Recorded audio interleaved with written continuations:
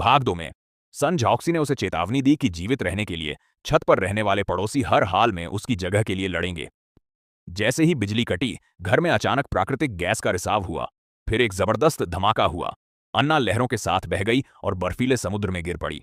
गिरने के बाद अन्ना ने लिफ्ट में एक छोटी बच्ची के चीखने की आवाज सुनी। वह लोगों को बचाना चाहती थी, लेकिन बाढ़ के पानी से लिफ्ट भर गई थी। बहुत देर हो चुकी थी। अन्ना के पास भागने के अलावा कोई चारा नहीं था। आखिरकार वह संजौक्सी और झिरन से मिली, लेकिन इसी समय झिरन अचानक बीमार पड़ गया और मरने वाला था। अन्ना बिना सोचे समझे एक बूढ़े आदमी के घर में घुस गई।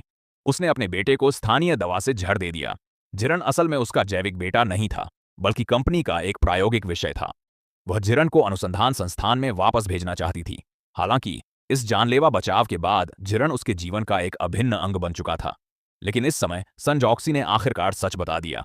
संगठन शुरू से ही अन्ना को ले जाना चाहता था, क्योंकि अन्ना ने कहा था कि वह बच्चा नहीं चाहती। इसलिए उस पल से ही अंत तय हो गया था।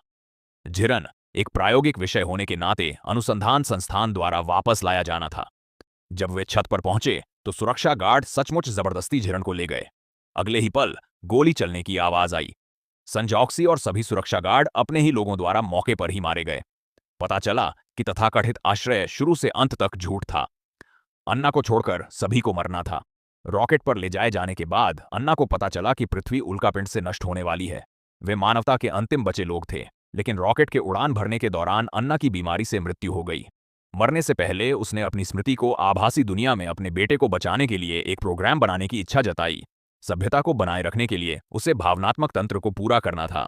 इसीलिए अन्ना ने फैसला किया कि वह खुद को एक प्रायोगिक विषय में बदल लेगी और आभासी दुनिया में तब तक घूमती रहेगी जब तक कि उसे अपने बेटे को बचाने का रास्ता न मिल जाए। जब वह दोबारा जागी तो समय उस सुबह का था जब बाढ़ आई थी। उसके कपड़ों पर लिखा 491 अंक दर्शाता है कि उसने 491 चक्रों का अनुभव किया है। इस बार अन्ना ने विभिन्न खतरों से बचने के लिए अपनी स्मृति का उपयोग किया, लेकिन फिर भी वह अराजकता में खो गई।